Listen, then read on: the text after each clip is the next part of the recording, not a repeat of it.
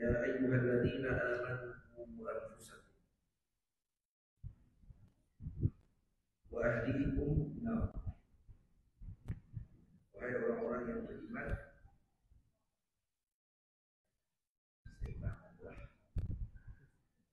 jadi kalau dulu ya, dengar dulu ngajian tadi dengar. Ya ayyuhalladzina amanu qu anfusakum wa ahlikum nar. Wahai orang-orang yang beriman, qu anfusakum wa ahlikum nar. Menjaga diri kamu dan juga ahli keluarga kamu daripada api neraka Allah Subhanahu wa taala. Dalam Al-Qur'an Allah Subhanahu wa taala sebutkan wa'mur ahlaka bis-shalati wastabir 'alaiha. La nas'aluka rizqan nahnu narzuquka wal 'aqibatu lit-taqwa. Arahan daripada Allah untuk kita mendidik ahli keluarga kita dengan apa? Dengan salat. Wa'mur ahlaka bis-shalati wastabir 'alaiha. Dan hendaklah kamu sungguh-sungguh bersabar dengan suruhan tersebut. Jadi, maknanya untuk mendidik keluarga ini perlu kepada kesabaran dan perlu kepada takhdir ataupun perancangan yang terapi dan tersusun seperti yang dianjurkan oleh para ulama. Bagaimana untuk mendidik istri dan anak-anak. Imam Ahmad bin Hanbal radhiyallahu taala anhu meriwayatkan dalam Musnad beliau daripada Sayyidina Sa'id bin Al-As radhiyallahu taala anhu anna Rasulullah sallallahu alaihi wasallam qala ma nahala walidun walada min nahlin afdalu min adabi hasan. Tidak ada suatu yang nahala ataupun yang dikeluarkan daripada seorang ayah atau seorang anak daripada ataupun perkara yang terbaik yang dilakukan oleh seorang ayah atau seorang anak melebihi daripada mendidiknya dengan adab hasan, dengan adab yang baik.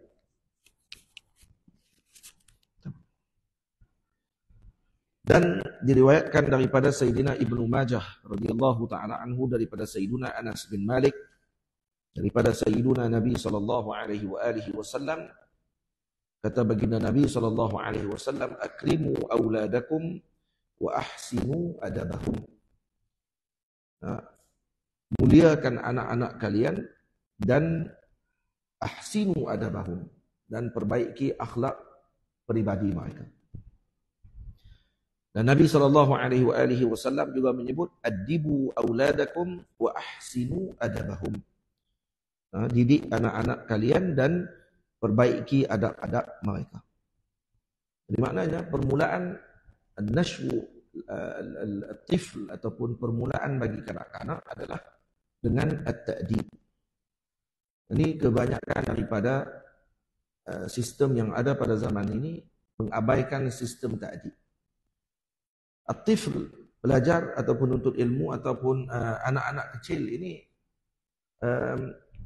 ilmu dan juga adab seiringan dengan mereka, dengan hafalan contohnya, dengan dan yang seumpama dengannya, tetapi yang paling utama pada ketika ini adalah at-ta'dib, mengajarkan adab kepada mereka, kerana mereka lebih mengambil dan mengikuti saranan adab pada ketika ini lebih dibandingkan dengan setelah mereka berumur yang ketika tersebut untuk mereka hanya menambahkan ilmu dan pengetahuan sahaja. Karena itu sebahagian daripada sistem pendidikan di negara yang bukan Islam sekalipun, mereka mendahulukan moral terlebih dahulu kepada anak-anak kecil dibandingkan dengan mengajarkan anak-anak tadi dengan hafalan dan seumpamanya.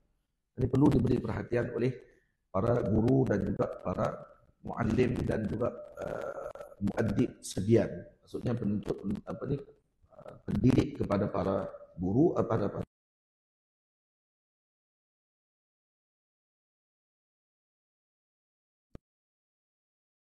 sistem pertama dalam 1 tahun pertama adalah diajarkan terlebih dahulu dengan moral. Ajak cara macam mana untuk jaga adab ketika mana di dalam bas, dalam kenderaan awam, adab bersama dengan orang yang lebih tua. Itu diajak dulu. Dan ini tidak ada di tempat kita. Karena itu sistem di tempat kita, bila mana hanya ditumpukan kepada exam oriented dipanggil, ataupun semuanya otak berpaksikan kepada peperiksaan semata-mata, maka terbit para manusia yang seperti jentera. Kita bukan ingin melahirkan jentera. Dalam negara bukan ingin melahirkan jentera dan juga mesin yang seumpama mesin-mesin yang ada. Manusia bukan mesin. Manusia adalah hayawanun natiq, dan hayawan dengan makna jismun hassas, jismun hassas alladhi yataharraku bil iradah. Maksudnya jasad yang mempunyai panca indera yang bergerak dengan kehendak. Jadi kita bukan mesin, mesin digerakkan oleh seseorang.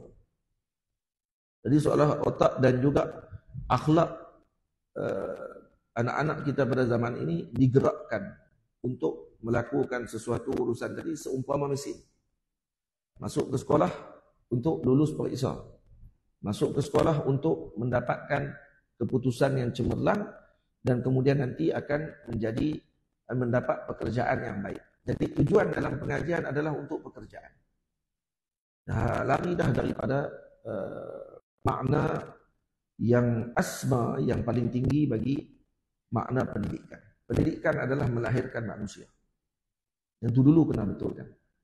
Pendidikan untuk melahirkan manusia yang beradab, manusia yang bertamadun. Bertamadun pada zaman sekarang sudah disalahartikan. Tamadun dengan maksud yang mempunyai pendidikan yang tinggi pada sudut materialistik semata-mata. Kedudukan dan juga dengan makna gaji yang besar, tapi akhlaknya buruk dan juga sangat luar biasa, dan bergaji besar tetapi jiwa peribadi seperti binatang. Ya, jatuhkan orang, dengki, haloba, tamak, tidak kira halal dan haram. Laisa min amrid din, dan juga ini bukan daripada ta'limid din, ini bukan daripada agama. Ini daripada mana? Daripada barat. Barat yang membawa sistem ini dan kemudian dipengaruhi kepada anak-anak kita, dan kemudian mereka menjadikan kelompok-kelompok tertentu yang bukan sepatutnya dijadikan sebagai idola, bukan idola. Ini yang berlaku. Malah anak-anak kecil kita tidak kenal siapa Imam Ghazali. Anak-anak kecil kita tak kenal Ashadul Mubashirin bil Jannah, 10 orang yang dijanjikan masuk syurga oleh Nabi SAW. Jangan kata anak, tanya mak, mak tak tahu. Sebut tengok siapa dia 10 orang yang dijanji syurga oleh Nabi SAW. 10 sahabat yang paling agung sekali. Yang paling agung. Ikut urutan sahabat paling agung saja kalau anak tanya kat kita. Maksudnya meleleh ayat ini pula. Kalau kata diturut susun para sahabat Nabi SAW, siapa yang paling agung sekali? Yang paling agung 10 sahabat yang dijanjikan syurga dalam satu hadis. Yang kedua Ashabul Badri. Yang ketiga Ashabul Uhud. Yang keempat Ahli Bayatir Ridwan. Dan yang kelima barulah Baqiyatus Sahabah. Sahabat-sahabat yang lain. Ada berapa orang sahabat? 124,000 orang sahabat dalam riwayat. Sebahagian lagi kata 224,000 orang. Dan kemudian kenal tak kita dengan mereka semua? Allahu a'lam. Tapi anak-anak kita lebih kenal dengan siapa? Dengan artis, lebih kenal dengan siapa? Dengan influencer, lebih kenal dengan siapa? Dengan orang yang hanya melibatkan diri mereka dengan hiburan, tidak memberikan apa panduan kepada umat. Dan sekarang mereka itu dianggap permata dalam permata. Ini permata dalam negara. Akhlak buruk, tapi orang panggil apa, ada jasa sikit kepada negara, contohnya menjadi penghibur, tiba-tiba jadi permata. Nampak tak? Yang ni ada kerosakan pemikiran daripada sebahagian orang yang disebarkan kepada masyarakat dan juga khususnya kepada anak-anak pada zaman ini. Tak dijadikan lagi, tak ditunjukkan lagi siapa yang sepatutnya dijadikan sebagai pedoman dan juga panduan pada waktu tersebut. Kita di zaman mencabar. Zaman yang sangat mencabar untuk mendidik anak-anak kita yang dunianya lebih luas daripada apa yang kita hadapi pada zaman dahulu. Dunianya hanya dalam skrin yang kecil, tetapi dia mampu untuk menjelajah ke seluruh dunia dalam masa saniyah. dengan saniyah, maksudnya dengan hanya 1 detik dia boleh sampai ke Amerika Syarikat. Dalam 1 detik dia boleh sampai ke Jepun. Dalam 1 detik dia boleh sampai ke belahan dunia yang tidak mampu untuk kita dapat gambaran. Dalam 1 detik kita dapat mengetahui sejarah peristiwa yang berlaku di tempat tersebut pada waktu ini. Jadi ini benda yang di luar daripada jangkauan pengetahuan kita, dan ianya semakin berkembang dan yang menjadi mangsa pada waktu tersebut kalau tidak dididik adalah anak-anak kita. Nabi SAW bukan suruh kita duduk tepi anak kita 24 jam. Tak. Nabi tidak suruh untuk kita duduk dan juga kawal anak kita daripada zaman ini tidak diberikan kepada mereka pendedahan tentang zaman. Tak. Nabi bukan kata jangan tengok TV. Nabi kata bukan jangan beli handset. Nabi kata jangan buat jahat. Ya. Nabi tak kata jangan, dia kata antara jangan buat jahat itu jangan beli TV. Dia tengok TV tempat lain pula kan. Dan adakah benda yang macam TV, handset dan seumpamanya haram bizat? Kalau macam tu, pisau jangan beli di rumah. Kerana kedua-duanya ada bahaya. Pisau juga ada 2 penggunaan. Boleh digunakan untuk memotong sayur dan juga daging. Dalam masa yang sama boleh digunakan untuk bunuh orang. Habis itu jangan beli pisau. Kenapa? Karena salah satu sisi pisau adalah untuk kejahatan. Jadi kalau macam tu ada banyak alat yang tidak boleh digunakan karena ada 2 sisi, yang baik dan juga yang buruk, maka digunakan oleh sebahagian orang dan ini haram dan seumpamanya. Akhirnya anak mereka bukan dididik dengan mengetahui apa perkara yang patut mereka kawal, tetapi dididik untuk pandangan dan tidak ada dalil dan tidak ada panduan terhadap perkara tersebut. Dan akhirnya ketika bertemu dengan benda tadi, dia lebih teruk daripada orang yang tak ada benda. Kita perasan anak kita yang ada TV di rumah dengan yang tak ada TV di rumah, kadang-kadang yang ada TV itu lebih tersusun lagi waktunya dibandingkan dengan yang tak ada TV. Karena bila dia keluar, dia jumpa TV, dia lagi teruk macam tak pernah tengok TV. Duduk depan TV itu jadi macam dengan orang panggil apa? Terkhayal ataupun yang dicucuk dengan dadah. Tak boleh nak gerak daripada TV. Tapi kalau diberi dengan masa tempoh yang tertentu dan dikawal oleh ibu dan ayah, maka itu sebenarnya lebih baik. Dan Nabi SAW sendiri mendidik untuk kita memberikan panduan kepada anak kita, bukan menghalangnya tanpa diberikan panduan. Baik. Jadi awal pertama yang diajarkan dan juga yang disarankan dalam agama adalah ta'dib, mengajarkan anak-anak kita dengan adab. Dan disebutkan oleh Nabi SAW dalam riwayat Sayyidina Al-Imam Ibnu Majah, dalam riwayat Imam Abdul Razak dan Sa'id Ibn Mansur, kata Nabi SAW, "Allimu auladakum wa ahlikum al-khaira wa addibuhum." Ajarkan anak-anak kalian dan ahli keluarga kalian, ini isteri kalian, dengan al-khaira, kebaikan. Wa addibuhum. Tengok, Nabi suruh ajar kebaikan umum, luas. Ajarkan kebaikan. Bagaimana menjadikan menukarkan suasana kepada sesuatu yang lebih baik. Dan juga menggunakan sesuatu dengan tujuan yang baik. Al-khair. Dan Nabi SAW sebut lagi, muru auladakum bimtisalil awamir. Ajarkan ataupun arahkan anak-anak kalian untuk melakukan ataupun mencontohi perkara yang baik, wajtinabin nawahi, dan menjauhkan perkara yang dilarang. Wadzalika wiqayatun lahum minan nar. Dan ini yang menjaga mereka daripada neraka, seperti yang disebut oleh Allah, hu anfusakum wa ahlikum nara. Jadi tafsir kepada ayat hu anfusakum wa ahlikum nara adalah dengan yang telah kita sebutkan tadi. Tamam. Dan kemudian Nabi sebut lagi, alimu aw adibu auladakum ala salasi qisalin, hubbi nabiyikum, hubbi ahli baitihi, al-Qur'ani fi dhilli arsyillahi yawma la dhilla illa dhilluh, rawahu Tabrani. Ini antara sebutan Nabi SAW kepada kita. Dan perkara pertama yang akan diberikan perhatian oleh syaitan untuk dirosakkan sebenarnya adalah adab. Ketika adab dirosakkan, tak perlu masuk dengan ilmu. Rosak. budak tadi akan jadi rosak secara automatik. Faham?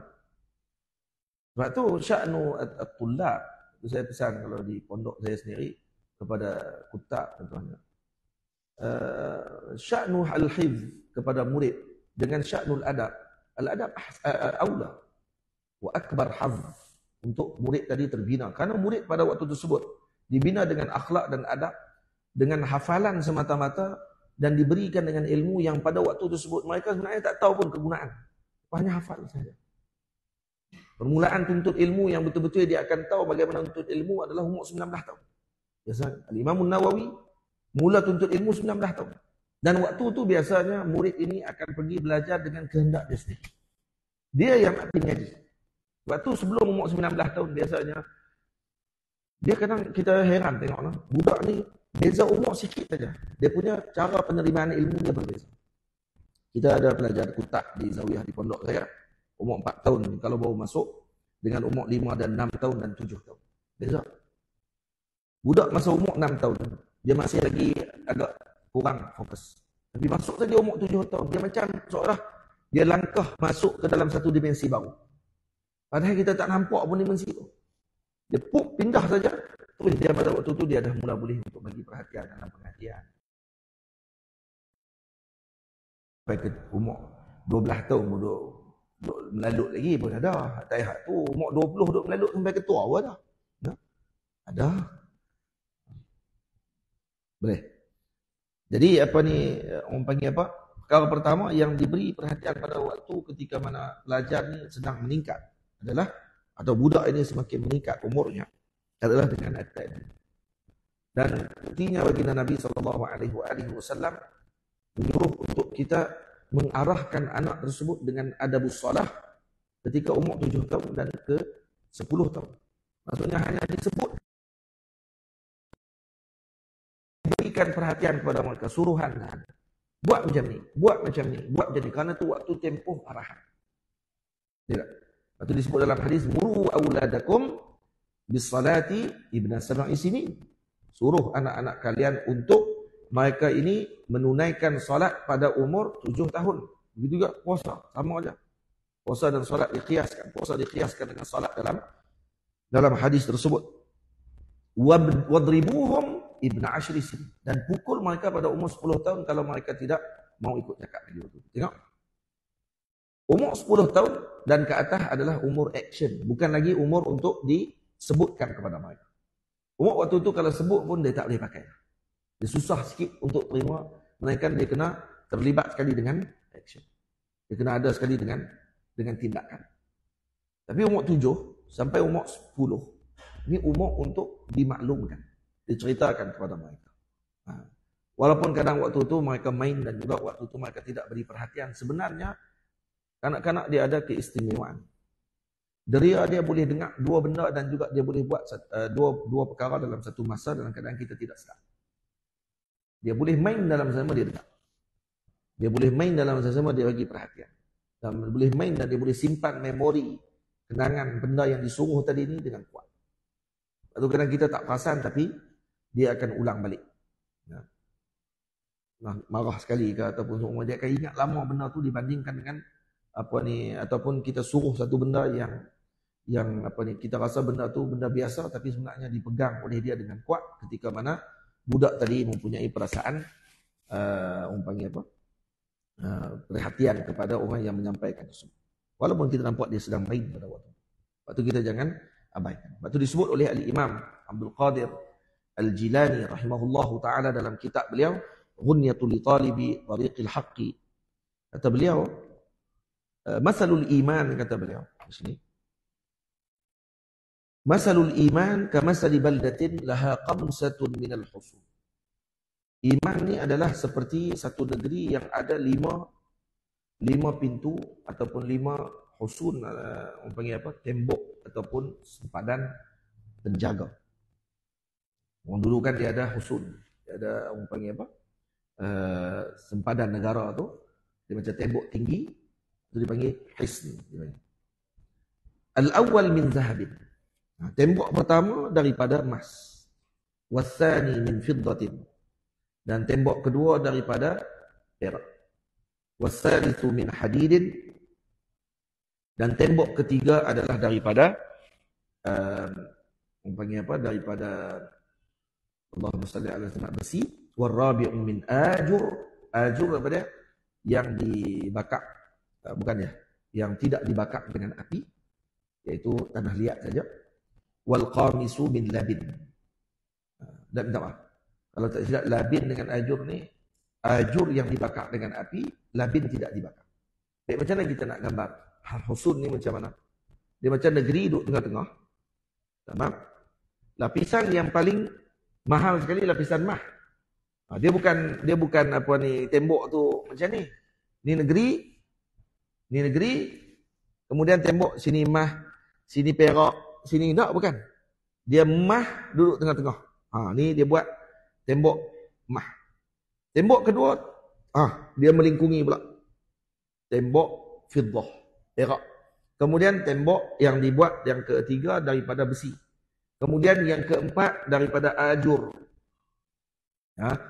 Ajur yang dibakar. Yang dibakar panggil ajur. Kemudian yang keempat labin. Labin baru yang kelima. Yang kelima yang luar sekali labin. Baik. Beliau kata apa? Famadama ahlul hisni muta'ahidina alladhina huwa min labin la yatma' al-'adu fi tsani. Jadi kalau kata selagi mana penjaga tembok yang pertama, iaitu tembok yang dibuat daripada labin, yang dibuat daripada tanah liat, itu menjaga, maka la yatma' al-'adu fi tsani. Maka musuh tidak akan memecahkan tembok pertama, dan mereka tidak akan cuba untuk pecah tembok yang kedua. Kenapa? Karena tembok pertama pun dah kuat dah. Walaupun nampak pada zahirnya hanyalah daripada tanah liat. Fa idza ahmalu zalika tama'u fi hisni tsani. Ketika mana tembok pertama diabaikan, maka musuh akan mula menumpuk pada tembok kedua untuk dipecahkan. Cuma tsalis, kemudian dia tumpuk pula. Kalau tembok kedua pula dah ihmal, dah juga lalai, akan tumpuk pula tembok ketiga. Hatta takhruba al-husunu, hatta takhruba al-husunu kulluha, sehinggalah runtuh seluruh tembok tadi seluruhnya. 5 tembok. Maka zalikal iman. Macam tu iman. Jadi iman dengan apa ni, dengan keadaan iman untuk dijaga ni, dia seolah-olah ada 5 tembok yang sedang menghalangnya daripada masuk dicerobohi iman tersebut. Faham? Maka tembok pertama, awwaluhal yaqin. Yaqin tu macam mah. Faham? Summa al-ikhlas. Faham? Summa ikhlas. Ikhlas tembok yang kedua yang jaga. Summa adaul faraid. Yang ketiga temboknya adalah menjaga dan juga menunaikan kefarduan. Summa itmamus sunan. Menyempurnakan sunnah, tembok yang keempat. Dan tembok kelima apa dia? Tembok kelima adalah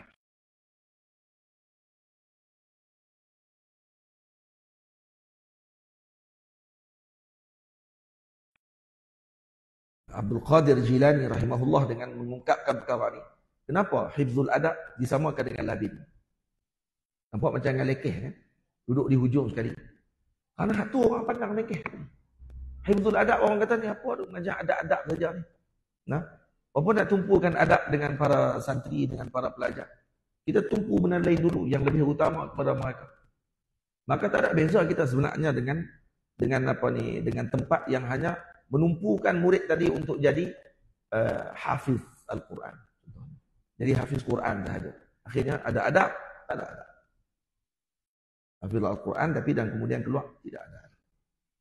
Jadi siapa ni nak jadi alim kabir, alim tapi tidak ada apa ni, cakna kepada umat Nabi sallallahu alaihi wasallam. Tidak ada perasaan kasih kepada umat Nabi sallallahu alaihi wasallam. Bukan semua benda akan disampaikan dalam satu masa. Tak.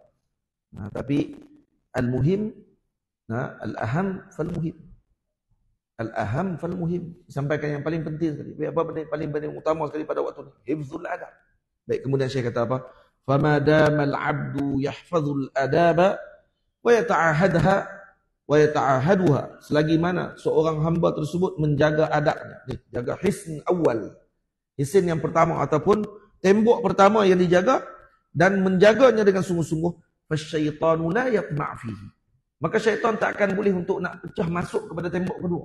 Dan dia tak ada tamak pada waktu itu untuk masuk pecah pada tembok kedua. Nah, Hasani Husaini tulis, fa idza tarakal adaba, ada orang tak tahu nak tulis apa. Padahal kita sebut ni macam-macam sebut ni.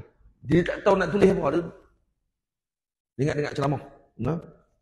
Itu Mirah. Fa idza tarakal adaba tama'a asy-syaitanu fi sunan. Bila seorang tadi meninggalkan adab, maka pada waktu tersebut mulalah syaitan tumpu kepada apa? Kepada sunan. Kepada masalah sunnah. Ditinggalkan sunnah disebabkan kerana adab dulu diabaikan. Kemudian bila ada sunnah mula ditinggalkan, summa fil faraid, maka akan mula tinggal fardu.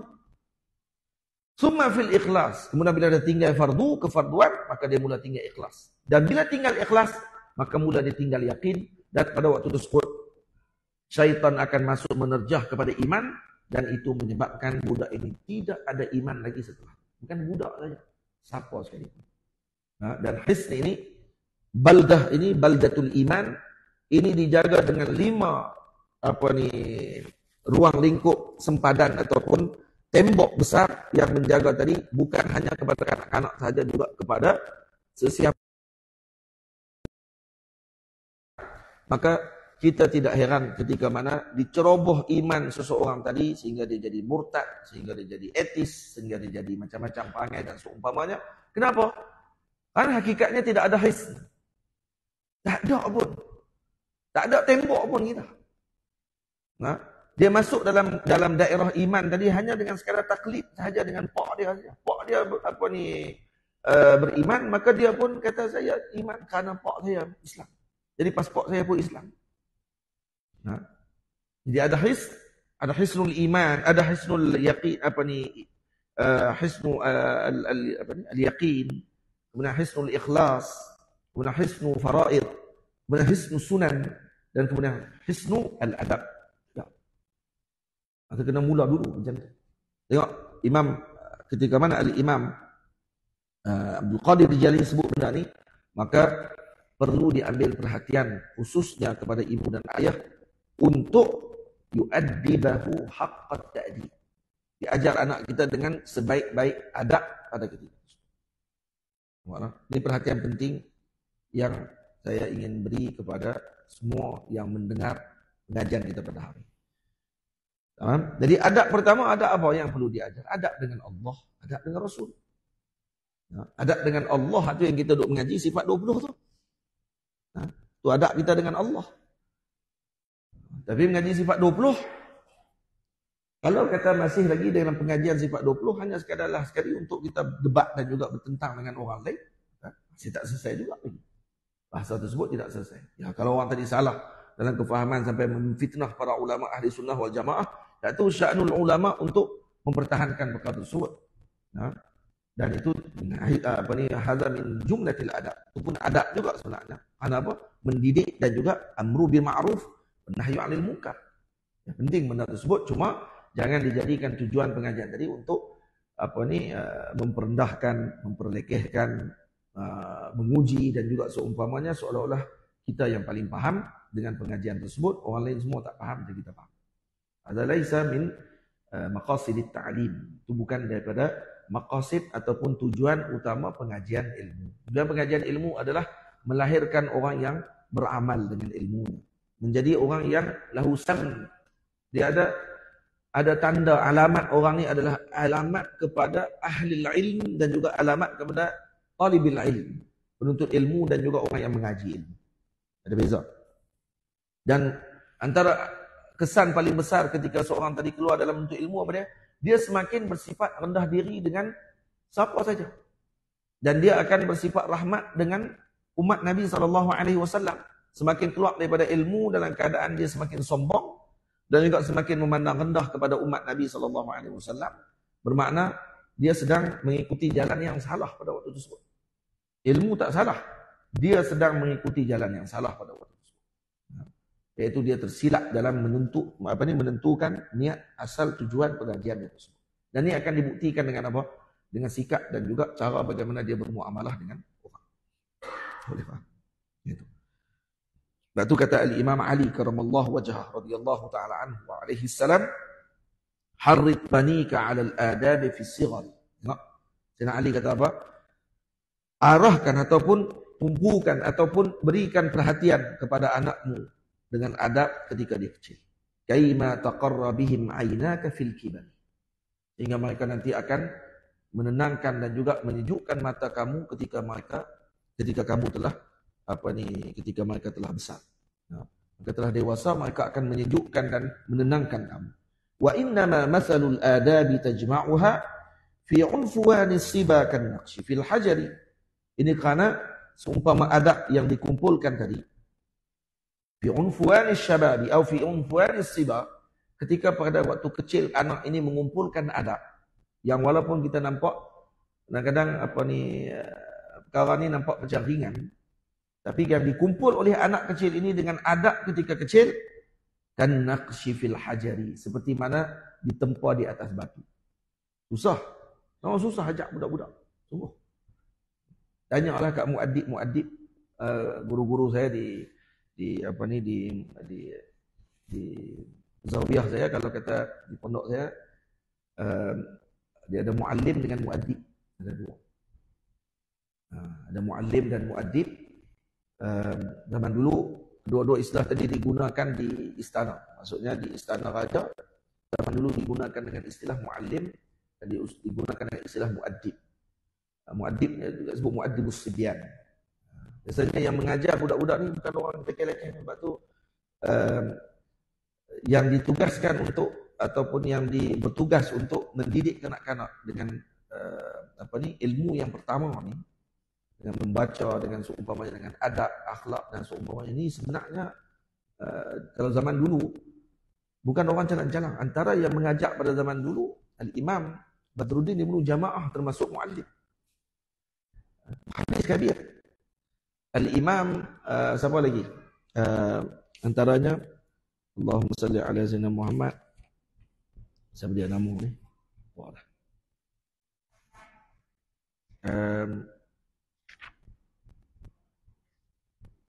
Al-Farra. Al-Imam Al-Farra. Sahibun Nuhah. Sahibun Nahwi. Alim besar dalam ilmu nahwu. Imam Farra radhiyallahu anhu termasuk salah seorang daripada muallim atau muaddib kepada anak Khalifah Ma'mun. Dia bukan orang jalan-jalan yang mengajak pada zaman dulu dengan kanak-kanak. Jadi bukan raja kecil. Karena permulaan anak-anak ni dengan akhlak yang mulia. Ada 3 kelompok yang anak ni kalau kata adab dia baik, dia akan melihat kepada 3 kelompok yang utama. Pemerintah yang menyusun sistem. Kedua, ayah yang memberikan keuangan. Dan yang ketiga, muallim yang bijak dalam mendidik dan juga mengajarkan adab kepada anak-anak tersebut dan perhatian yang diberikan. 3 kelompok. Boleh. Kemudian Sayyidina Ali kata lagi, hiyal kunuzul lati tanmu zaqairuha wa la yuqafu 'alaiha hadithul ghiyari. Hiyal kunuz. Jadi pada ketika mana anak-anak kecil ini adab-adab ini adalah merupakan kunuz. Kunuz apa dia? Perbendaharaan. Allati tanmu zaqairuha, yang mana ianya akan semakin berkembang. Dia punya persimpanan tersebut, wala yuqafu 'alaiha hadithul ghiyari. Maka tidak akan dibimbangi lagi ketika mana berlakunya perubahan zaman, maka dia tetap akan kekal dengan adab yang mulia tersebut. Innal adiba idza zallat bihi qadamun yahwi ila furushid dibaji wasururi. Ini karena orang yang beradab, idza zallat bihi qadamun, ketika orang semua kakinya tergelincir, maksudnya tersilap langkah dalam zaman yang mereka lalui. Tapi yang beradab ini yahwi ila furushid dibaji wasururi.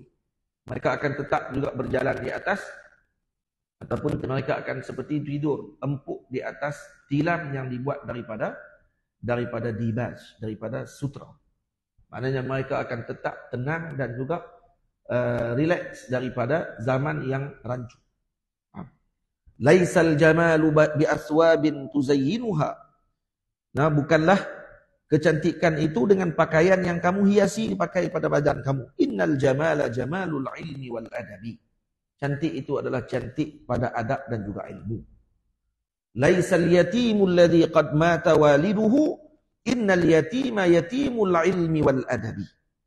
Bukanlah yatim itu yang mati ibu dan ayahnya. Kita panggil anak yatim, anak yang mati pak dengan mak, maka dipanggil yatim piatu. Faham?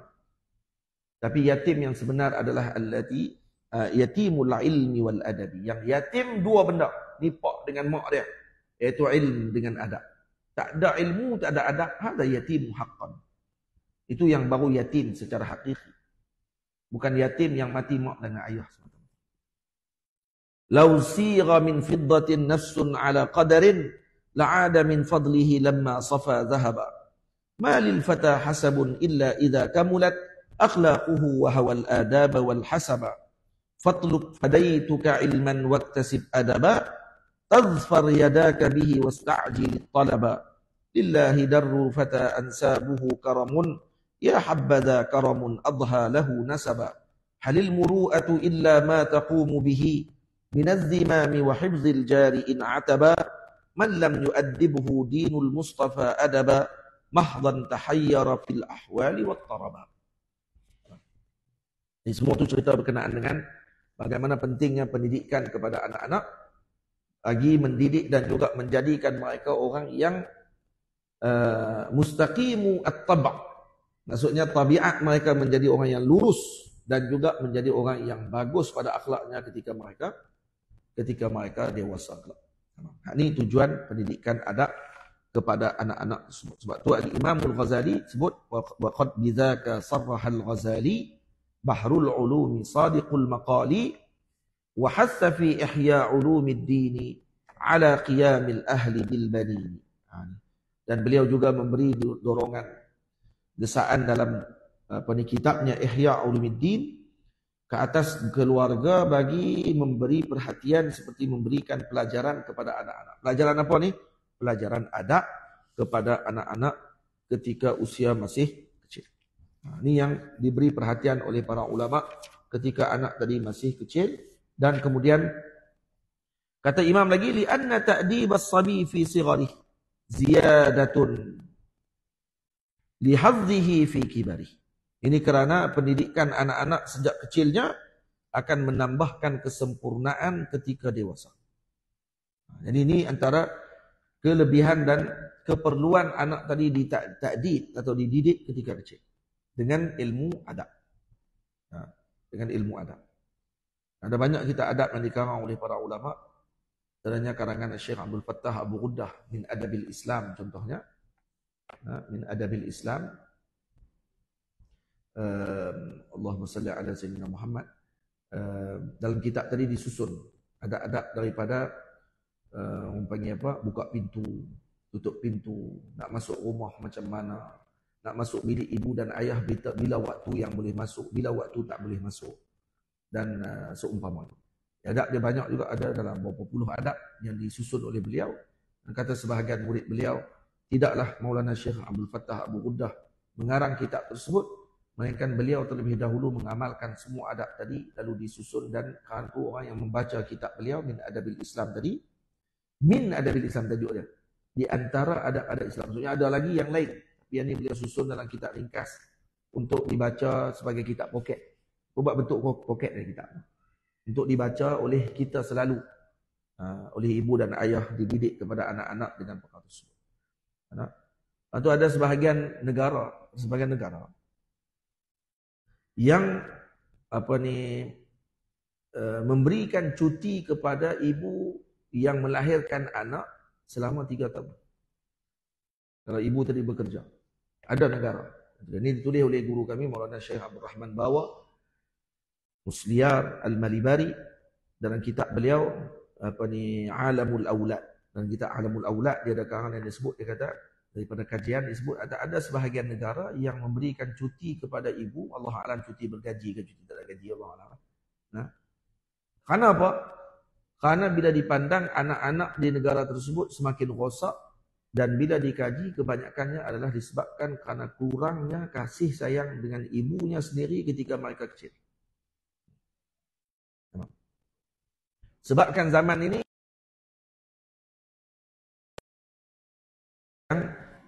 yang ibu dan ayah kedua-duanya bekerja.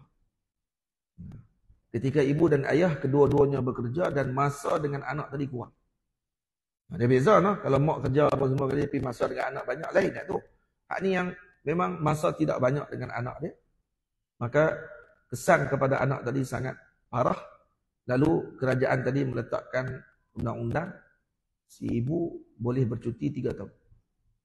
Semata-mata untuk didik anak tadi dalam masa tempoh 3 tahun sampai anak tadi dah boleh untuk orang panggil apa umur 3 tahun lah maksudnya. Umur 3 tahun ni maksudnya umur infisal daripada susu ibu. Dia pisah daripada susu ibu maknanya dia dah boleh untuk menerima orang panggil apa teman, kawan dan lain seumpama. Ada sampai macam tu sekali. Difikirkan apa ni tempat tersebut. Sebab apa? Sebab zaman kedua-dua pihak bekerja. Jadi tak sama dengan zaman dulu. Kita nak cerita apa ni kalau kita nak kata jadi ibu tak boleh bekerja. Tambung dengan realiti pula. Sebab ada sebahagian yang memang terpaksa bekerja. Sebabkan kerana situasi apa ni keuangan keluarga dan seumpamanya dia duduk pula di negeri ataupun negeri yang apa ni dia punya kewangan dan juga pembiayaan dia sangat tinggi.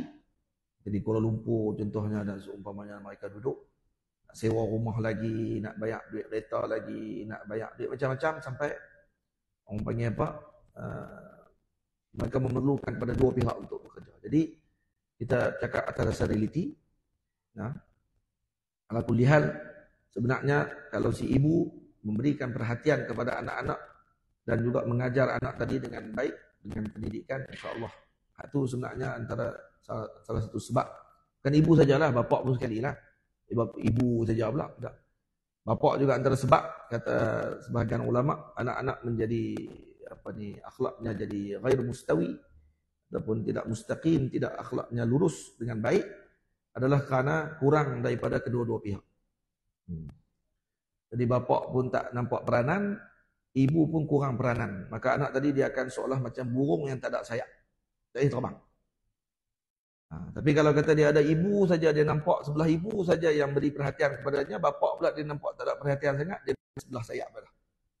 Dia kena ada dua-dua. Dan ibu pun kena jadi orang yang balance dengan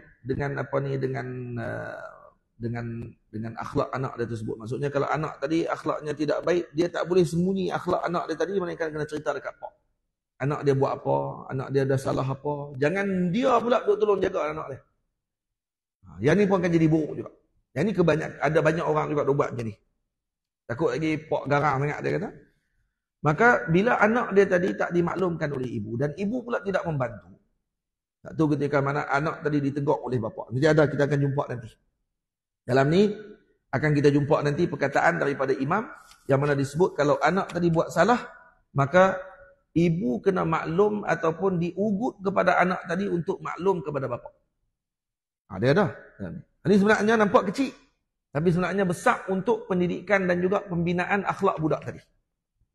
Dia nampak kecil je ni. Contoh, kataan dia pada bait yang ke bawah ni. Bait ke bawah? Ada tak?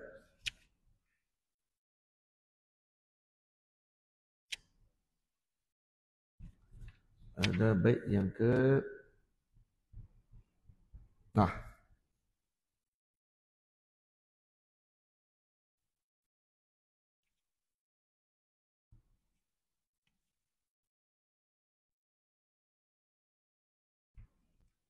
Baik ke bawah? Zaid? Ada nampak tak?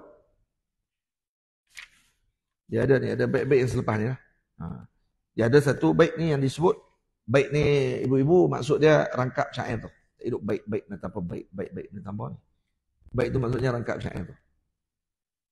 Dalam ni ada disebut. Yang mana ibu kena juga maklumkan. Kalau anak tadi dah buat salah, dia kena maklum kata nanti saya akan bagi tahu dekat ayah. Kamu buat ni, saya bagi tahu kat ayah nanti. Kena abang macam tu. Bagi anak tadi takut. Ataupun bila anak dia buat salah sikit, ni ayah cuba tengok ni. Dia buat apa ni? Buat itu. Tapi bila ayah marah, mak pula jangan duk campur. Bila ayah marah, duk marah anak dia ni, mak jadilah tu. Jangan. Yang tu akan mengurangkan perasaan hormat anak tadi kepada bapa. Dia akan kata apa? Mak dia adalah orang yang akan mempertahankan dia, dan si bapa adalah orang yang syadid. Jadi dia akan ada lebih seorang. Nah, dia akan lebihkan seorang. Boleh. Jadi ketika ayah tengah marah anak tadi, mak diam je, tak kata apa. Ataupun mak tambah sikit-sikit lagi. Buat lagi. Padam muka. Buh yang tu sikit. Jadi anak ni dia tak ada tempat dia kata, jam terus aku. Aku nak pergi kat siapa lagi lepas ni. Dia tak ada tempat lari. Kenapa? Karena kedua-dua pihak tak bersetuju dengan akhlak dia tadi. Boleh faham? Ini tidak. Mak pula yang tolong. Anak dia tak dadah dah pun. Pak marah ni mak pula. Jadilah tu bang. Korang-korang dia duduk kat rumah walaupun dia isap. Pada otak dia. Dia pula tolong. Punya kasih tak kena tempat ni. Itu dah terlajak dah. Itu dah terlajak. Sebab tu jangan ada satu pihak yang menunjukkan sikap bahawa dia mempertahankan kepada anak tersebut sehingga anak tadi akan hilang respek dan juga hormat kepada bapaknya, ataupun satu pihak lagi disebabkan ataupun ibunya kerana dianggap bahawa ini syadid, ini orang yang kerah, mak saya adalah orang yang paling lembut, saya boleh dekat dengan dia. Jadi apa-apa rahsia dia akan pegang. Ini salah satu kesilapan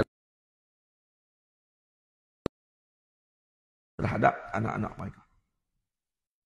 Maka kitab ni sebenarnya memberikan panduan bagaimana para salaf yang terdahulu mendidik anak-anak, cuma perlu kepada syarahan. Kadang-kadang orang dia tak perasan benda tu. Dia hanya sebut, kata dalam kitab ni sebut, kalau anak buat salah, maka si ibu kena tahdid kepada anak tadi. Tahdid maksudnya apa dia? Bagi ancaman ugutan, saya akan maklum dekat ayah tadi. Ni kamu punya perangai ni. Tapi anak tu pun kena ada respect dengan bapak dulu lah. Dia dah maklum kat bapak lagi. Kamu tu buat ni. Kamu isap rokok no? Jaga nanti. Tepak pun isap. Dia habak kat pak ni. Pak pun isap ni. Kata kat aku. Cukup mana? Tapi ada budak zaman dulu. Pak dia isap rokok. Isap rokok daun. Isap rokok punya macam lah. Dan garam apa semua tu. Tapi kalau mak habak kat pak lagi, dia takut. Kalau pak dia isap rokok, dia tahu dah kata pak dia isap rokok tu pak dia. Dan aku bukan pak aku. Dan aku kenalnya dia dah. Dan dia pun tak ada hilang respect pun walaupun pak dia isap rokok. Tak ada hilang respect pun pada waktu tu. Sikit pun tak hilang, dan dia tak akan kata dia berisap betul larang kat orang. Tak. Dia tak. Kamu bukan lagi waktunya. Kalau kata pak dia pegang dengan pandangan makruh. Kalau pak dia pegang pandangan wajib, lagi zakan. Wajib isap rokok. Dia kata kalau tak isap rokok, aku mati dia lah. Kita tak boleh kata apa lah tu. Baik. Jadi, ni dia punya ta'dib sibyan fi sigharih ziyadatun lihadhihi fi kibarih. Ini akan menambahkan kesempurnaan, akan menambahkan perhatiannya ketika mana dia dewasa. Ini ada. Baik yang ke sebelah. Ada sebut. Rakaat ke sebelah dengan 12. Dengan 13. Ya, dia kata apa? Wal ummu ibniha tuhaddid bil abi zajran lahu 'anil khana wal la'ibi. Betul? Jadi kalau kata salah satunya bab ibu akan memberikan ancaman kepada anaknya, akan memaklumkan kepada bapa zajran lahu 'anil khana wal la'ibi. Untuk menghalangnya daripada bersikap khianat dan juga bermain-main dalam pengajiannya, dalam urusannya dan seumpama. Dulu maksudnya bapak dia kena respect. Tapi bapak jangan hanya satu sudut saja dia ada tempoh umur yang anak tadi perlu diberikan perhatian. Sebab tu ayah sebenarnya dengan mak, masa dengan anak. Memang bapak mak dengan anak lebih banyak masa dia dengan mak. Bapak dia tak banyak. Dia masuk dalam rumah, dia hai. Dia senyum sikit. 2 minit, lepas tu dia lari. Dia tak duduk lama. Dia 2 minit dia boleh. Budak tu pun nampak pak dia, dia gedik nak main. Tapi boleh duduk start je. Contoh. Dan tu memang panggil pak pun. Tapi budak tu dia rasa apa? Walau sekejap. dia akan rasa aman. Dia akan rasa rohah, tenang. Dia akan rasa selamat. Kenapa? Kerana ada seorang lelaki, kalau dia anak perempuan, ataupun ada seorang bapa yang bagi perhatian kepada dia, tegur dia. Bagi perhatian kepada dia, tu je sebenarnya. Anak dia nak tu je. Tak sama dengan mak. Mak kadang-kadang duduk dengan anak, dia akan sembang. Dia buat cara dia, bagi susu. Dengan sembang, takkan bagi sambil bagi susu, sambil duduk gomoy anak dia, jam lah anak dia. Pak tak bagi susu, dia gomoy. Nah, dia tak bagi susu, dia gomoy budak tu sampai, budak tu lemah. Tapi budak tu rasa apa? Dia rasa aman. Dia rasa salamah. Dia rasa rohah, tenang. Kenapa? Kerana hanya sekadar pak tadi balik, buat tangan depan macam tu je dengan anak dia. Ataupun buat lawak-lawak je. Walaupun muka ganas. Tapi kalau balik, buka-buka pintu dengan singa. Tendang. Balik tendang pintu. Tendang pintu pula. Rumah tak kemas sikit, budak-budak main-main. Ni apa ni? Beletiak pada awal-awal. Tadi mak beletiak lah. Dia tepak pula beletiak kata. Dia panggil leteran dia panggil. Leteran tu 2 leter. Alif nun belakang. Leteron. Dan kalau main dia kata ni, hunaka leteron dia kata. 2 leteran. Baik, dia kata, letih kami macam ni. Tapi kalau bapak balik tegak sikit-sikit, tapi senyum ada, dia akan rasa selamat. Budak tu akan rasa tenang. Dia akan rasa, orang panggil apa, ada perhatian. Dan waktu ni, kalau bapak dia macam tu, sekali dia marah, budak tadi akan bagi perhatian. Jadi jangan marah. Tapi kalau tiap-tiap hari marah, tak marah, budak ni kata, tak dia marah. Dia nak marah. Dia akan tak heran. Kalau sekali-sekala marah, yang ni budak ni dia akan fikir, hai jarang marah. Kali marah ni kena fikir. Kena beringat sikit. Jadi macam tu. Sebab tu, bapa kata Maulana Syekh Abdul Rahman bawa, jangan hanya sekadar menunjukkan kasih sayang kepada anak-anak dengan memberikan keuangan sahaja semata-mata. Ada sebahagian bapa dia anggap macam tu kerja dia. Saya kerja cari duit. Saya bagi duit kepada anak-anak, dia kata cukup keuangan belanja cukup, kemudian anak-anak boleh pergi sekolah, habis.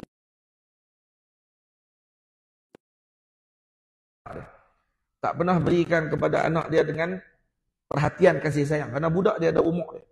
Ada umur waktu tu dia nakkan perasaan anak mak pak dia tadi ni bagi perhatian kepada diri dia. Dia nak macam tu. Jadi kalau kata kita tidak berikan hak pada waktu tersebut dengan demikian, budak ni akan terabai pada waktu itu daripada perkara tersebut.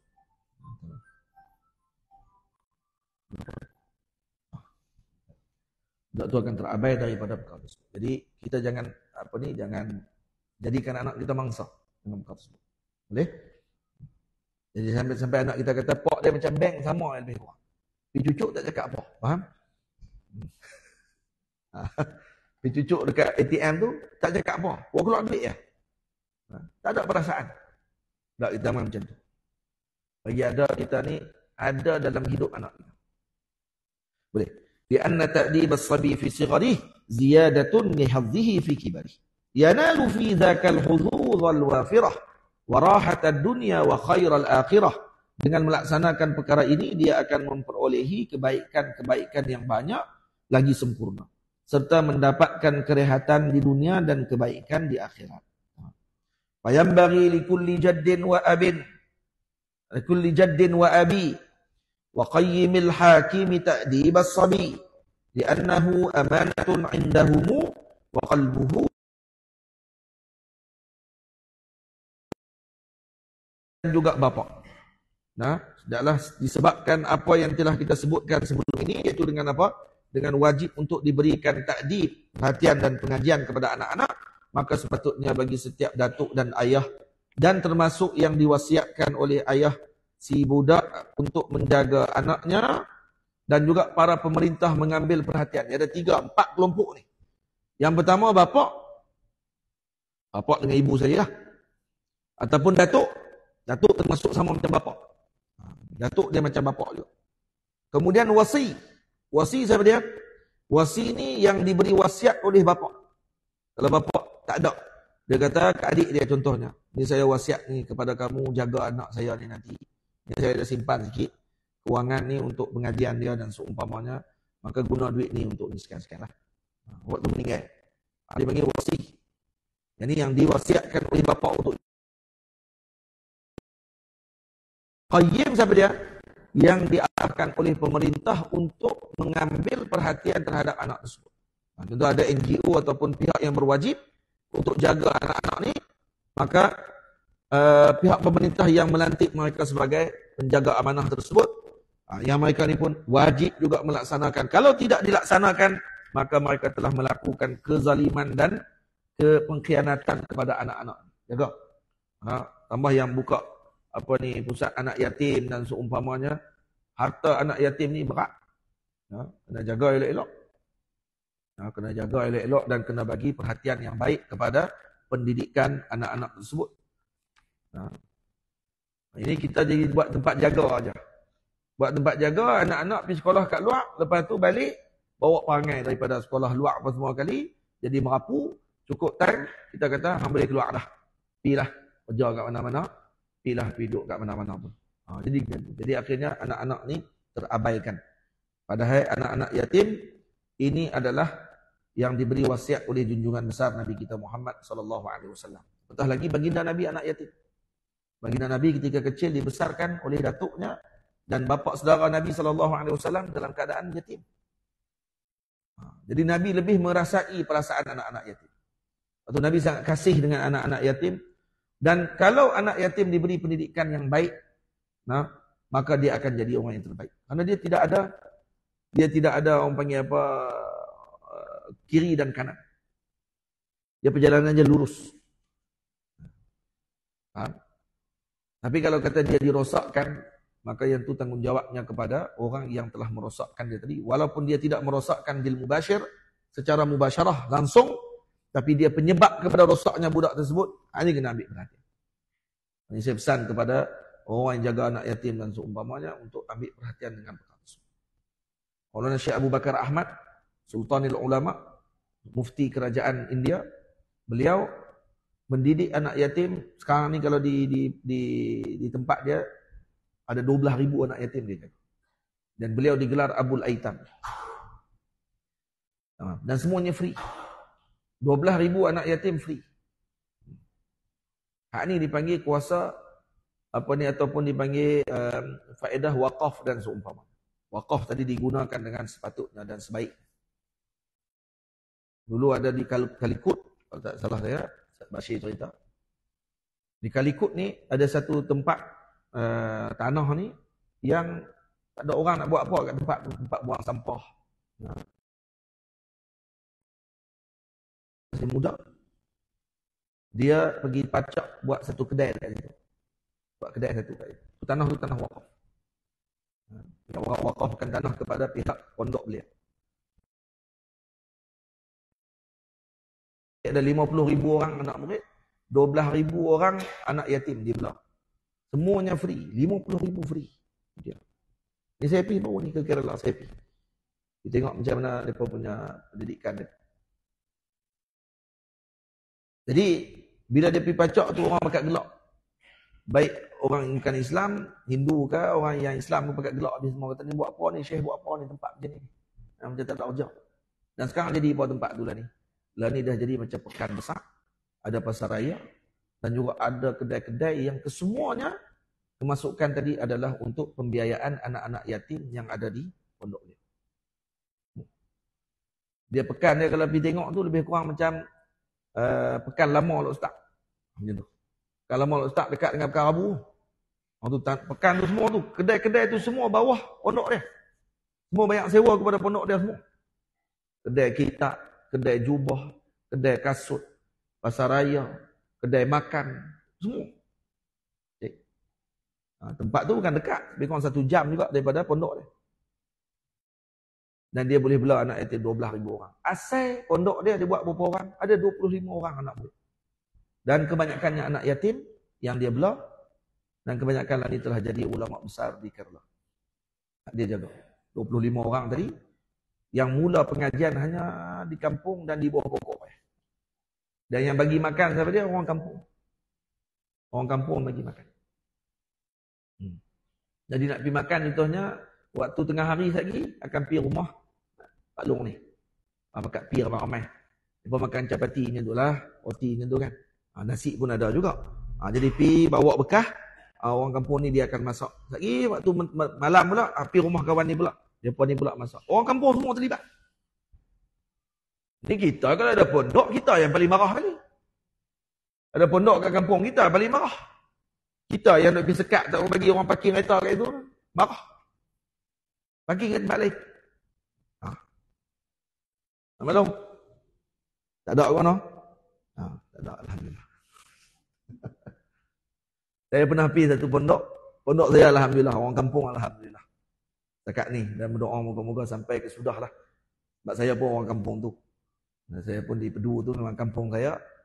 Jadi orang kampung alhamdulillah. Walaupun pondok saya masuk taklah dalam sangat. Sikit je tepi jalan tu, masuk sikit je. Tak sampai 100 meter. Masuk sikit. 50 meter je masuk sikit je. Dah. Orang panggil apa sampai pondok saya. Tapi orang-orang kampung alhamdulillah. Parking bah rumah depa pun tak apa. Depa bagi. Tapi satu pondok ni, ruang rumah ni, ya Rabbi ya Karim, luah ya Rabbi. Tapi masa tu nak pergi samak hadis. Tak mahabat lah negeri mana. Tapi nak pergi samak hadis, nak pergi dengar hadis Nabi SAW, baca Sahih Muslim waktu tu. Adalah seorang orang anak murid saya ikut sekali waktu tu. Jadi bila nak pergi dengar Sahih Muslim ni, pondok nak masuk tu, duduk dalam kebun. Langkah sungai. Sungai pula, titi pun dah sengit. Nak masuk kereta tak boleh. Titi tu kena langgak dengan ayak, kepala ayak. Sengit titi. Nak masuk kereta lagi, junam kali dengan kereta lagi. Jadi nak masuk dalam kereta tak boleh. Bila masuk pula, kebun dusun durian. Dusun durian tu dia buat lorong kecil untuk sampai. Tempat nak kono pun tak ada. Jadi kalau masuk, nak kono ni kena masuk dalam dusun durian kawan. Dan jalan pula tinggi bukan main. Dia buat dengan simen.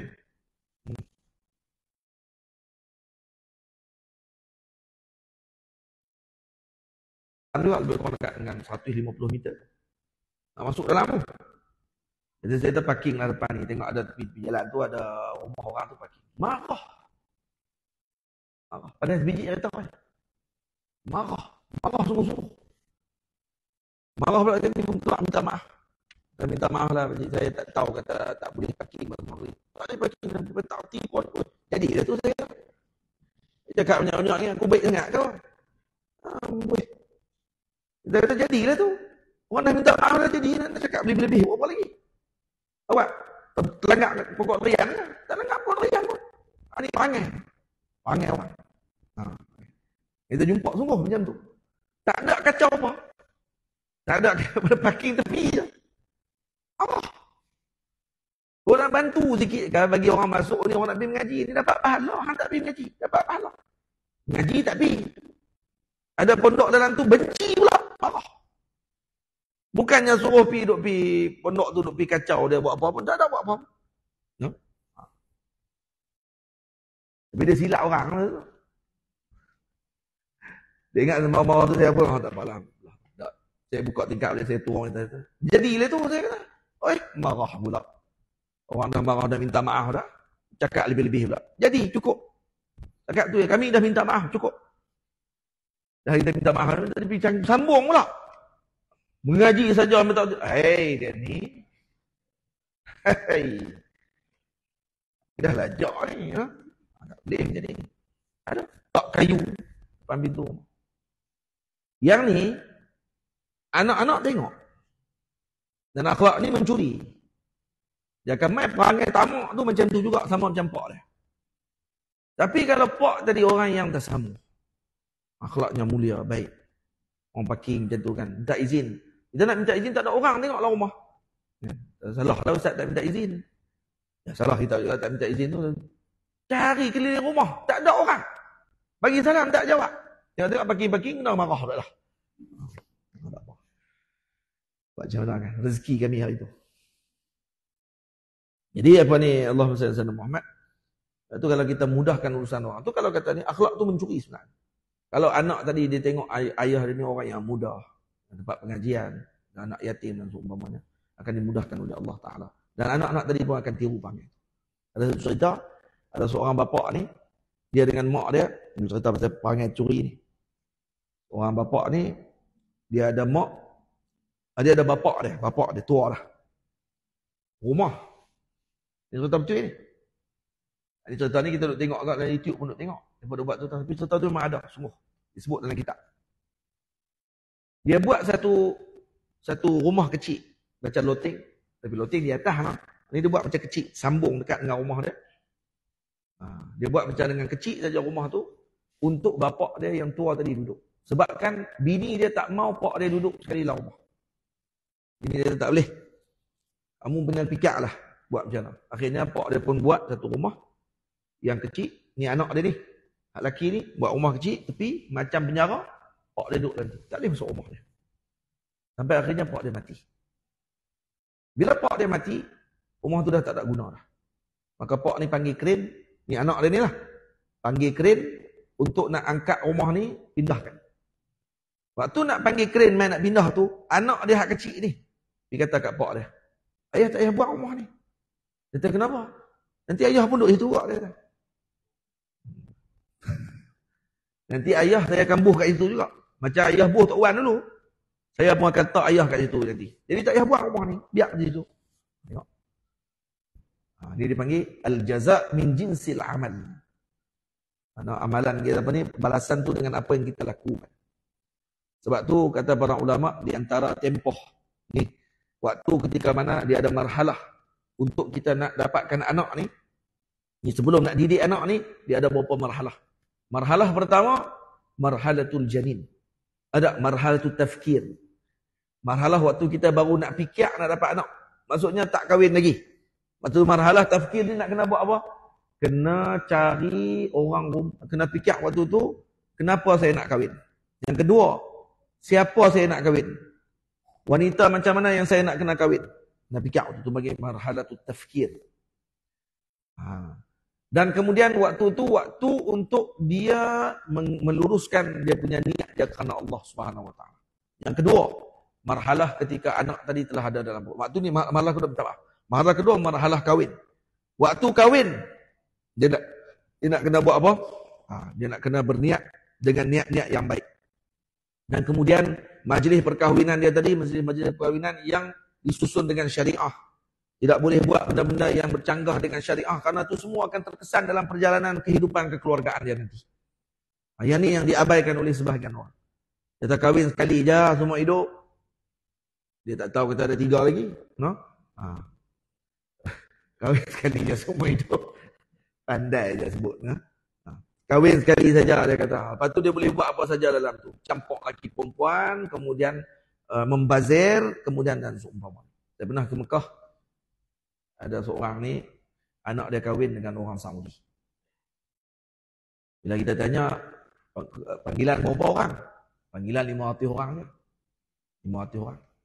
Sebelum beritahu panggilan 400 orang tu, jabat kata, kenduri, tapi di Saudi dia buat kenduri dia asing. Laki perempuan. Laki daripada maghrib sampai tengah malam. Laki. Tengah malam sampai subuh, perempuan. Perempuan semua lah. Geng-geng perempuan waktu tu ada menari semua, tapi dia perempuan sama perempuan lah. Sonok hari tu tu sama perempuan je. Dalam dewan tu perempuan je semua, tak ada laki. Laki daripada maghrib sampai ni dia pasing 2 kenduri. Maksudnya buat kenduri tu 2 majlis lah. Tapi pengantin laki dengan perempuan hilang lah waktu tu. Tak ada lah. Lepas tengah malam tu tak ada lah. Tapi yang tu ada hanya tetamu-tetamu. Tetamu dia asingkan laki dengan perempuan. Itu baguslah, tak apalah. Cuma dia tanya apa ni, dia kata kenduri ni kami buat lebih kurang dalam 50 ekor kambing. 50 ekor kambing. Tanya berapa orang panggil? 500. Panggil 500 orang. Kenduri 50 ekor kambing. Maksudnya seekor kambing 10 orang makan. Termuntah keluar balik tu. Seekor kambing 10 orang yang makan. Dah ilah. Kita harap, muhung ya, harap pun tak makan tu mana lah. Kami 10 orang tu tak tahu mana, bukan semua harap pun. Ibu tahu tak lepas tu dia buat apa? Dia kata 50 ekor kambing panggil 500 orang kalau tak habis kan? Tak habis tahu dia. Tahu tu penuh dengan kebanggaan muka. Tak habis tahu. Wei, kata. Mah. Baik majlis macam ni barokah. Tak apa-apa. Majlis tak barokah. Nah, sama hanya sekadar untuk menunjukkan prestis. Keluarga saya keluarga prestis. Keluarga saya keluarga besar, keluarga yang ada duit. Ini apa ni? Ini dituntut dalam syarak untuk buat macam tu. Ini akan jadi masalah. Dalam keluarga tadi, keluarga dia akan jadi sombong. Keluarga akan jadi keluarga yang hanya disibukkan dengan kemewahan dan seumpama. Baik. Itu kena jaga. Lepas tu marhalah apa tu? Marhalah kahwin. Jaga. Kemudian setelah tu marhalah dapat anak. Waktu ketika mengandung. Apa yang kena buat waktu tu? Ini disebut oleh Syekh Abdul Rahman Bawah ni. Dalam kitab dia, Alamul Aulad. Dia kata apa? Dia kata majlis apa ni, waktu ketika mengandung, waktu ni adalah waktu untuk anak dan si isteri dan suami tadi melatih akhlak dan adab yang mulia dengan ibu dan ayah mereka sendiri. Waktu ni untuk dia jaga adab dengan ayah dia. Waktu ni jaga adab dengan ibunya. Waktu ni jaga adab dengan pak mentua. Waktu ni jaga adab dengan mak mentua. Kenapa? Karena kesemua tadi akan bagi kesan pada janin tersebut. Kalau buruk akhlak dan adab pada waktu tersebut, ni semua akan terkesan pada janin. Karena attiba'u sarnaqah. Tabiat itu mencuri. Dia akan bawa perangai yang buruk nanti. Jadi waktu ni adalah waktu tempoh tasfiyatul akhlak. Nah, memperbaiki akhlak kita dan menghiasi akhlak kita dengan akhlak yang mulia. Nampak tak ni? Ini antara banyak lagi marhalah. Dia ada 5 ataupun 7 marhalah. Dia sebut tu dulu je. Dia ada rezeki kita sambung. 10 setengah dah. Dan kemudian sikit lagi kita sebut li'annahu amanatun 'indahumu wa qalbuhu yaqbalu ta'dibahumu. Ini kerana kenapa kewajipan ni kepada bapa, kepada datuk, kepada wasi yang kita sebutkan tadi, yang diberi wasiat. Yang keempat kepada qayyim. Qayyim apa dia? Orang yang diberikan amanah oleh pihak kerajaan untuk menjaga anak-anak tersebut. Ini macam tadi yang kita sebut NGO, rumah-rumah anak yatim dan seumpamanya. Cuba tengok ketika mana diserahkan kepada yang ahlinya untuk menjaga dan apa yang berlaku selepas itu. Apa yang berlaku kepada anak-anak tersebut jadi alim. Ketika dijaga oleh alim, maka anak tadi jadi alim. Tapi ketika dijaga oleh orang hanya nak duit je. Maaf saya sebut. Sebagian kadang-kadang dijaga anak yatim kerana apa? Kerana untuk dapat sumbangan daripada pihak kebajikan. Yang dia akan bagi banyak kepada anak-anak yatim. Maka akhirnya ini akan jadi rosak ketika bukan semua macam tu. Tapi ada yang menggunakan peluang macam tu dan ini hukumnya adalah haram. Kerana apa? Kerana dia menggunakan harta anak yatim untuk kepentingan peribadi dirinya sendiri. A'udzubillahi min zalik. Dan ini sangat-sangat bahaya. Sebab tu Maulana Syekh Abu Bakar Ahmad katanya, beliau mengasingkan terus antara proses untuk anak-anak yatim dan pendidikan mereka, diberikan pengasingan pada keuangan kerana harta mereka agak rigid. Untuk nak gunakan untuk mereka tadi sangat rigid dan juga sangat perlu diberikan penelitian. Dan berkait dengan hukum yang sangat berat.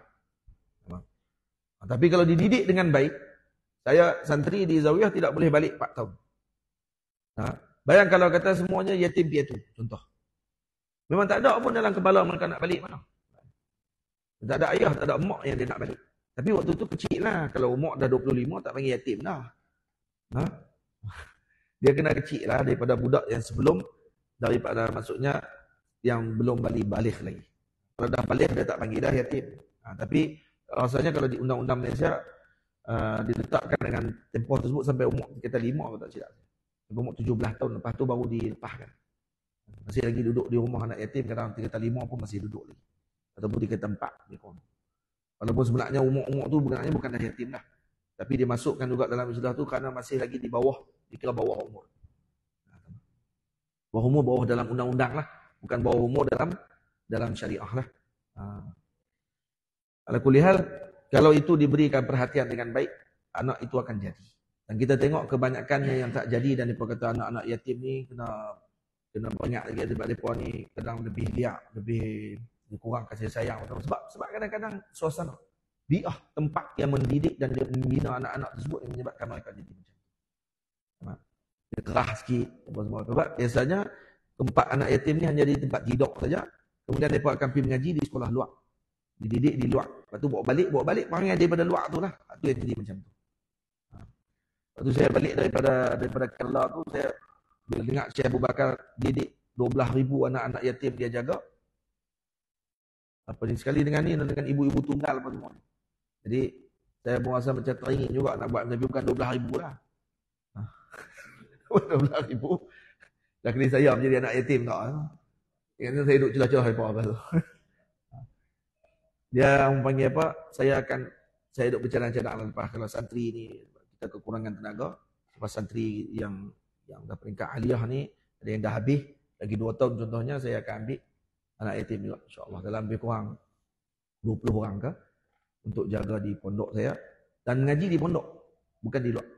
Dia akan mengaji di zawiyah dengan sistem zawiyah, bukan mengaji di luar. Dia tak akan hantar di sekolah luar, akan mengaji di pondok, ikut sistem di zawiyah, wirid di zawiyah, selawat di zawiyah, pengajian di zawiyah, hafalan yang ada di zawiyah.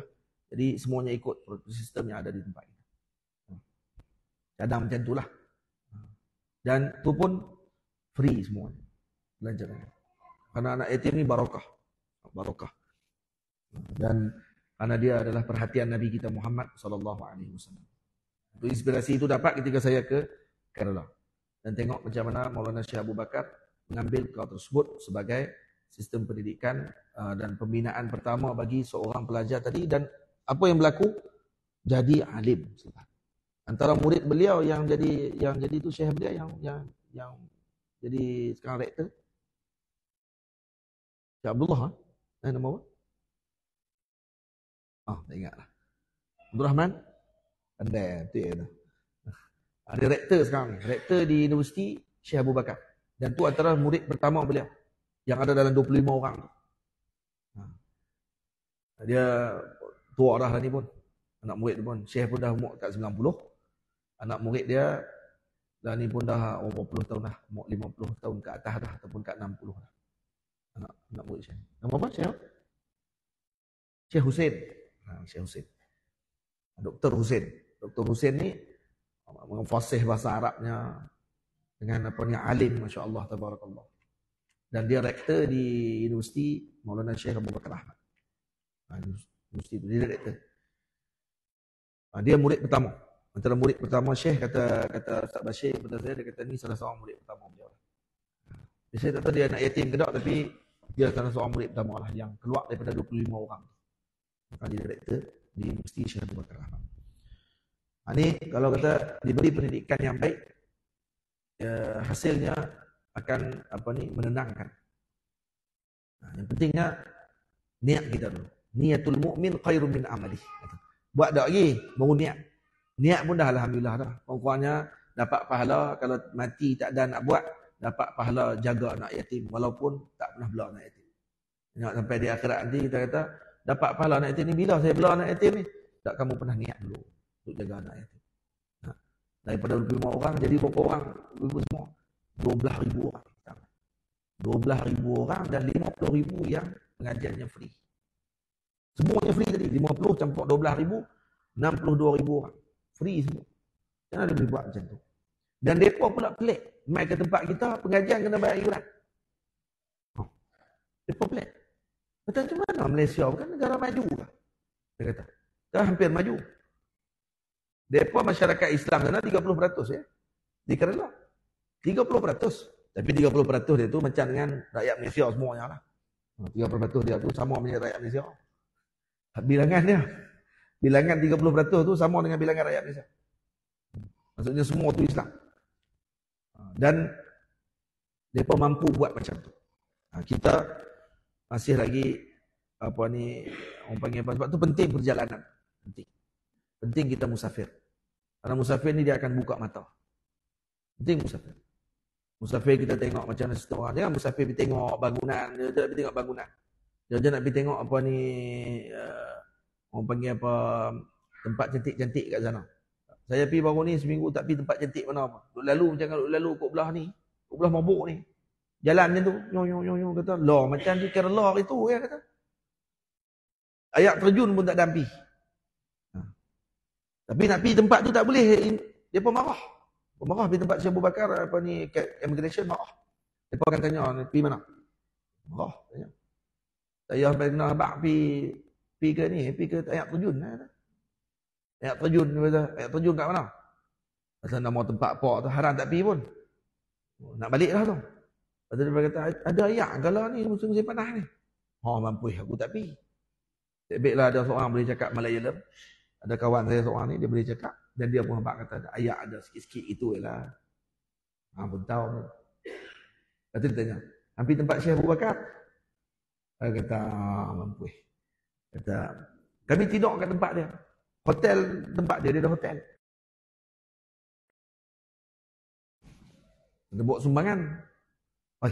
Sumbangan apa kata? Tak ada. Cok, keluar. Tu nak balik tu. Dia pun kerah. Pergi kat jumpa dengan Syekh Abu Bakar, cukup kerah. Syekh Abu Bakar mufti dia. Dia pun hormat. Cuma di immigration ni dia tak kira orang. Immigration tapi di luar dia pun hormat. Tapi alhamdulillah lah di sana tu banyak yang kita dapatkan daripada orang panggil apa? Yang dilakukan oleh beliau tadi itu jadi inspirasi tempat kita. Moga-moga tu akan kita cuba laksanakan lah, insya-Allah taala. Jadi insya-Allah kemudian yang seterusnya ini kerana anak itu adalah amanah kepada mereka dan jiwa mereka itu jiwa murninya boleh menerima pendidikan daripada mereka. Karena pendidikan pertama yang paling berkesan kepada anak-anak adalah daripada rumah mereka sendiri. Daripada rumah mereka sendiri. Dan ayah dan ibu, khususnya yang ada ayah dan ibu lagi, adalah lebih memberi kesan daripada guru dan juga kawan-kawan. Ayah dan ibu kepada anak tu lebih memberi kesan kepada kawan-kawan dan juga guru-guru. Sebab tu kalau ada orang marah dengan anak dia, kalau perangai berubah disebabkan kerana bi'ah kawan-kawan dan seumpamanya, jangan salahkan lagi yang. Tengok dulu suasana kita di rumah dan seumpamanya. Sebab tu Nabi SAW suruh untuk dihidupkan rumah, jangan dijadikan rumah seperti mana kuburan, seperti dihidupkan juga solat jemaah. Solat jemaah bukan mesti solat jemaah fardu. Karena lelaki dituntut untuk pergi ke masjid. Solat sunat. Solat sunat. Secara orang panggil apa? Secara ramai-ramai duduk sekali. Buat sembahyang tasbih. Ataupun buat sembahyang sunat. Qabliyah ataupun ba'diyah. Kalau kita balik rumah, buat ba'diyah di rumah. Waktu tu isteri ikut belakang. Sembahyang fardu. Tak ada masalah apa. Dan kerana dalam mazhab Syafi'i, tak ada masalah. Yang penting hai'ahnya sama, bentuknya sama. Jangan kita sembahyang mayat, suami pula isteri pergi sembahyang fardu, tak boleh lah. Yang lelaki pergi empat takbir, hak bini pergi rokok lepas tu. Tak ada lah, tak boleh lah. Dia kena sembahyang dia sama, dia punya bentuk dia. Walaupun niat dia ni, hak ni sembahyang sunat, yang isteri kita sembahyang fardu. Boleh. Jadi buat sembahyang macam tu. Jadi insyaAllah dia akan menambahkan lagi, orang panggil apa, kebaikan. Dan anak-anak kita akan nampak ayah dia sembahyang dalam rumah. Jadi dia tahu ni sembahyang. Ni pak sembahyang pun tak pernah dalam rumah. Pegang tasbih pun tak pernah. Wahabi buat macam mana? Lagi orang panggil apa? Cakap dalam rumah pun kotor. Cakap benda-benda yang buruk. Lepas tu ada orang suka tiru orang barat pula. Mesra yang berlebih-lebihan depan anak-anak. Itu tak dituntut tu. Tu bukan akhlak yang mulia. Ada orang zaman lah dia kata tu ikut suka dia, itu laki dia. Kan macam tu masalah dia. Masalah dia kita ni ada adab. Dia ada benda yang tidak dikira adab pada tersebut atau susila yang baik. Cium dengan laki di depan orang ramai. Laysa minal adab. Itu bukan adab. Ya memang suami kamu. Tapi tak ada adab tu sebenarnya. Dia bercium depan laki. Pada depan orang. Dia cium depan anak-anak. Melawak-melawak yang tidak sepatutnya di depan anak. Maka semua tu benar dijaga. Kenapa? Karena kita ada adab. Dan kita bukan orang barat. Sebab tu orang barat, maka ketika mana melakukan demikian, maka anak tadi akan terikut dan terbawa akhlak tersebut di depan orang ramai. Yang boleh bercium mulut dan seumpamanya tadi, kerana apa? Karena di rumah, mak dengan ayah macam tu je. Pagi-pagi sebelum pergi kerja, Konon-kononnya itu adalah kemesraan romantik. Tak, sebenarnya itu tidak ada akhlak. Ada laisa minal adab. Itu bukan adab yang baik yang dituntut dan diajarkan dalam Islam, karena ada benda yang perlu untuk kamu sembunyikan. Ada patut yang kamu perlu tidak menunjukkan kepada orang ramai dengan perkara tersebut. Ini antara benda-benda yang dibawa oleh orang yang tidak ada pendidikan yang baik dalam agama, maka dijadikan tu, dan orang awam pula menganggap kata ni tidak ada salah. Kenapa? Karena tu suami dia dan kamu jealous dan seumpamanya dia berlaku. Artis-artis tunjuk akhlak dan perangai buruk ni di depan orang ramai. Maka akhirnya masyarakat awam kata ni tak ada masalah kerana tu suami dia. Yang penting tu suami dia. Bukan tu masalah dia kita ada akhlak dan adab. Hatta para ulama kata kalau suami isteri kalau nak bersama dalam bilik, jangan ada apa pun dalam tu. Sayyidina Abdullah bin Abbas radhiyallahu taala anhuma, ketika ada sesuatu dalam bilik dia, hatta seekor kucing pun dikeluarkan. Hatta kucing dikeluarkan daripada bilik. Ni kita anak tu tidur sekali. Kalau tidur pula anak dalam bilik dengan mak dengan ayah sekali. Dan ibu dengan ayah tadi tengok anak dia tidur dah, kemudian dia pun kata boleh kot. Yang ni yang masalah. Dan itu yang berlaku masalah tadi kepada anak-anak bila cerita balik, dia kata dia tak tidur pun. Dia tengok apa yang berlaku di antara mak dengan ayah dia dan dicerita di sekolah. Ini berlaku. Kenapa? Karena tidak dijaga adab. Para sahabat dulu marah ketika mana anak mereka masuk menceroboh ke dalam bilik tanpa izin daripada bapa. Ada dalam kitab Min Adabil Islam. Mana seorang sahabat tolak anak dia keluar daripada bilik. Ketika ayah masuk dalam bilik, anak ikut belakang sekali. Dia pusing balik, tolak anak dia. Jatuh anak dia tadi dan dia kata, kamu masuk macam ni, tak ada izin. Dia kata, kerahnya ayah ni. Macam tu, budak ni tak akan faham kata benda ni adalah benda yang tak dibenarkan. Dan itu disebut dalam Al-Quran. Bagaimana adab waktu nak masuk dalam bilik, bila waktu tak boleh masuk. Sebelum subuh, dan waktu tengah hari, antara waktu tak boleh masuk, selepas malam, tak boleh masuk tanpa izin, ketuk pintu dulu, walaupun pintu tak berkunci. Adabnya. Ada seorang sahabat tanya, ya Rasulullah, saya duduk dengan mak saya. Adakah saya kena minta izin waktu nak masuk dalam bilik dia? Nabi kata, sta'zin. Dia kata, mak saya ni, saya duduk dengan dia aja dalam rumah. Akan nak kena minta izin juga? Sta'zin. Nabi kata, minta izin. Dia kata, tak, dia saya yang urus dia, ya Rasulullah, dalam rumah dan seumpamanya. Nabi kata, ista'zin. Atuhibbu antarahu uryanah. Uryanah.